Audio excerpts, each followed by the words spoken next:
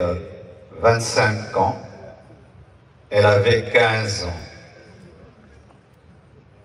Je l'ai épousée 6 ans après, j'avais 31 ans et elle avait 21. On a fait 18 ans de mariage et on était très, très, très, très heureux. J'ai été un mari comblé. Et si je ne pleure pas, c'est parce que j'ai déjà beaucoup pleuré. Parce qu'elle est morte, j'étais là, seul, à Istanbul. J'ai pleuré des nuits et des nuits et des nuits. J'ai fait 3 jours sans dormir. Et maintenant, la paix de Dieu commence à remplir mon cœur.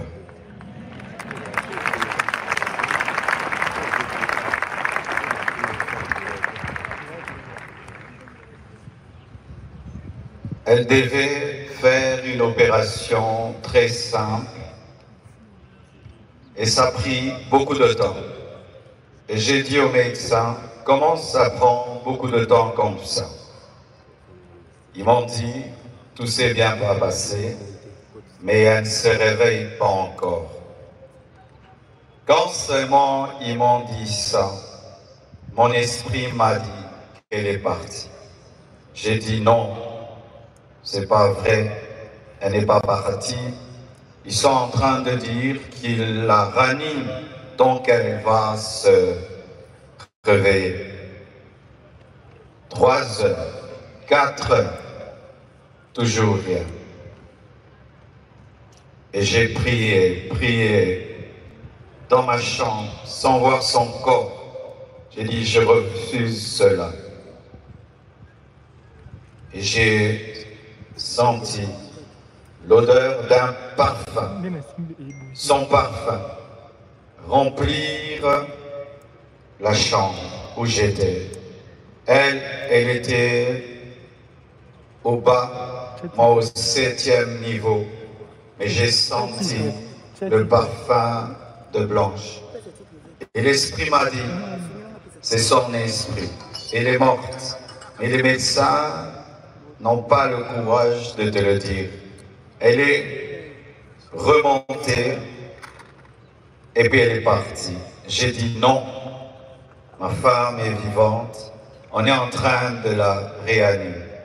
Je suis descendu au bloc, j'ai dit montre-moi ma femme. Et les médecins sont sortis, tête baissée, en pleurant. Et j'ai compris qu'elle était partie.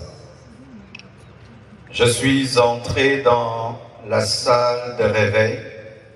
J'ai prié pour sa résurrection. J'ai prié. J'ai jamais prié comme ça pour quelqu'un. J'ai même ouvert ses yeux avec mes doigts. J'ai tout fait. Elle ne s'est pas réveillée. Je l'ai laissée à la mort. Le lendemain, je suis encore allé à la mort pour prier pour sa résurrection. J'ai prié, j'ai prié, j'ai prié. Rien n'est arrivé. Quand nous sommes arrivés à Kinshasa, à la morgue encore, avant de la déposer, j'ai prié pour sa résurrection. Et rien n'est arrivé encore. Aujourd'hui encore, à la morgue, j'ai encore prié, et elle ne s'est pas réveillée. Blanche savait qu'elle n'allait pas durer sur terre. Plusieurs fois, elle me disait des choses comme ça. Une fois, on était dans la piscine avec tous les enfants. Je lui ai dit, rejoins-nous, viens nager avec nous. Elle était au premier niveau, elle nous regardait. Et puis, quand je suis sorti, je lui ai dit, pourquoi tu n'es pas venu t'amuser avec nous? Elle m'a dit, une voix m'a dit que je partirai et je vous laisserai, vous serez heureux sans moi. Je lui ai dit, non, ça c'est le diable, refuse cela. Elle a dit, ok, un autre jour, elle me dira, si je meurs, est-ce que tu vas te remarier? J'ai dit, pourquoi tu dis des choses comme ça? Elle dit, non, je parle seulement. Avant de voyager samedi, vendredi, à l'occasion de la graduation de son fils aîné, Oracle, elle a offert 3 motos neuves à ses 3 anciens travailleurs pour leur dire merci pour tout le temps passé ensemble.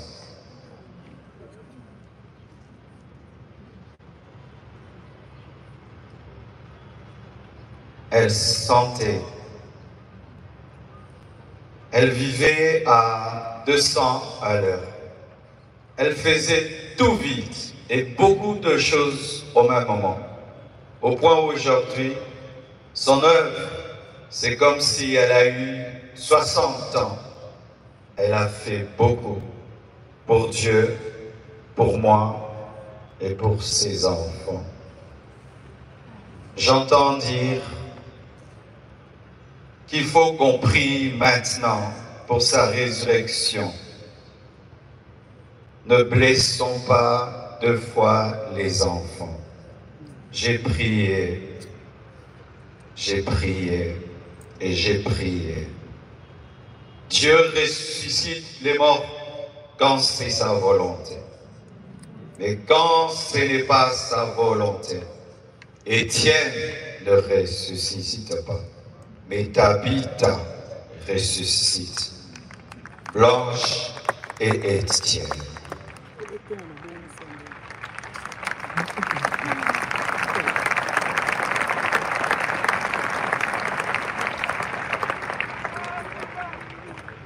Lorsque je suis, excusez-moi de parler comme ça, il y a le retour qui n'est pas bon. Lorsque nous avons atterri avec son corps, un prophète est venu. Il m'a serré dans ses bras et il m'a dit, Papa Ntsembe m'a dit, tu es un signe et un présage pour l'Église et pour la nation. Quand il m'a dit ça, l'Esprit m'a dit, la mort de ta femme est un message. J'ai dit quoi? La mort de Blanche, un message pour l'Église, pour la nation. Comment? Je n'avais pas compris. Quelque temps après, le prophète Lambos Pogno vient de la part de Papa Ntsembe pour me dire Dieu lui a donné Ézéchiel 24, 15 à 23.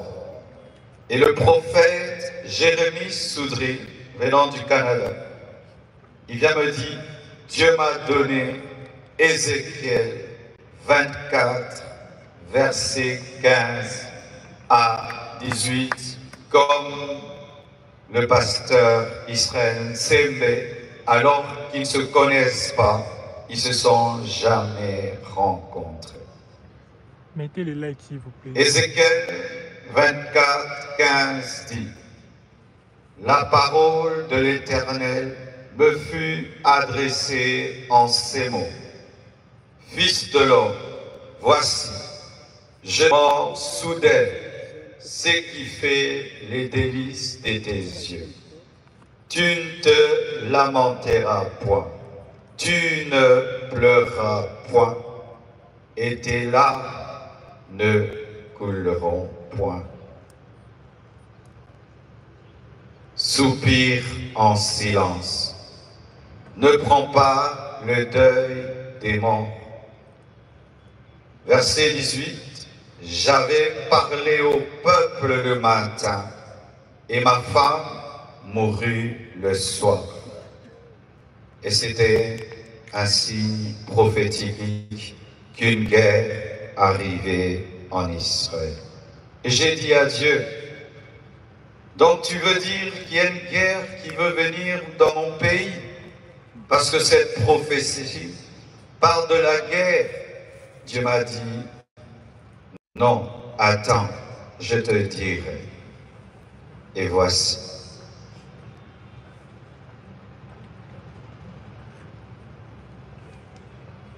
Depuis, il y a très longtemps,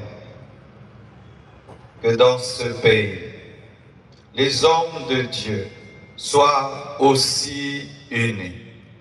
La mort de Blanche a uni les pasteurs.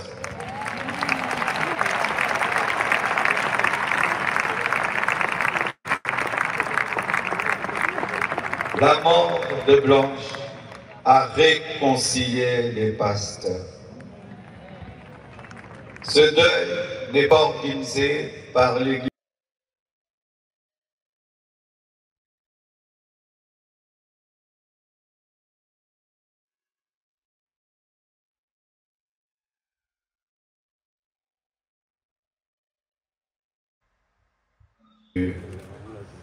En août, tenir une action. J'aurais jamais imaginé que je viendrais ici avec le corps de mon épouse. Mais les voies de Dieu sont insondables. J'ai rencontré Blanche quand j'avais 25 ans. Elle avait 15 ans. Je l'ai épousée 6 ans après. J'avais 31 ans et elle avait 21.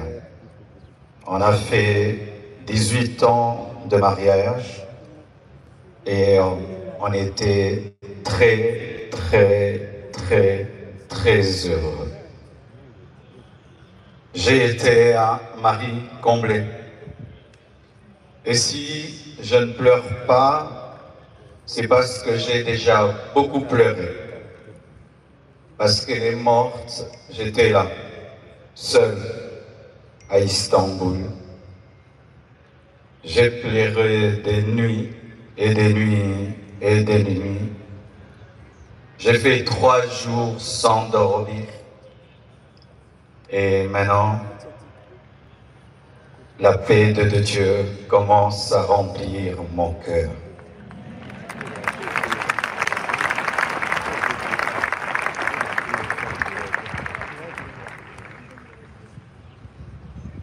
Elle devait faire une opération très simple et ça a pris beaucoup de temps. Et j'ai dit au médecin, comment ça prend beaucoup de temps comme ça? Ils m'ont dit, tout s'est bien passé, mais elle ne se réveille pas encore. Quand seulement ils m'ont dit ça, mon esprit m'a dit qu'elle est partie. J'ai dit non, c'est pas vrai, elle n'est pas partie. Ils sont en train de dire qu'ils la raniment, donc elle va se réveiller. 3 heures, 4 heures, toujours rien. Et j'ai prié dans ma chambre, sans voir son corps. J'ai dit, je refuse cela. Et j'ai senti l'odeur d'un parfum, son parfum, remplir la chambre où j'étais. Elle était au bas, moi au 7e niveau. Mais j'ai senti le parfum de blanche. Et l'esprit m'a dit, c'est son esprit. Elle est morte. Mais les médecins n'ont pas le courage de te le dire. Elle est remontée et puis elle est partie. J'ai dit non, ma femme est vivante. On est en train de la réanimer. Je suis descendu au bloc. J'ai dit, montre-moi ma femme. Et les médecins sont sortis, tête baissée, en pleurant. Et j'ai compris qu'elle était paradis. Je suis entré dans la salle de réveil. J'ai prié pour sa résurrection. J'ai prié. J'ai jamais prié comme ça pour quelqu'un. J'ai même ouvert ses yeux avec mes doigts. J'ai tout fait. Elle ne s'est pas réveillée. Je l'ai laissée à la mort. Le lendemain, je suis encore allé à la mort pour prier pour sa résurrection. J'ai prié, j'ai prié, j'ai prié. Rien n'est arrivé. Quand nous sommes arrivés à Kinshasa,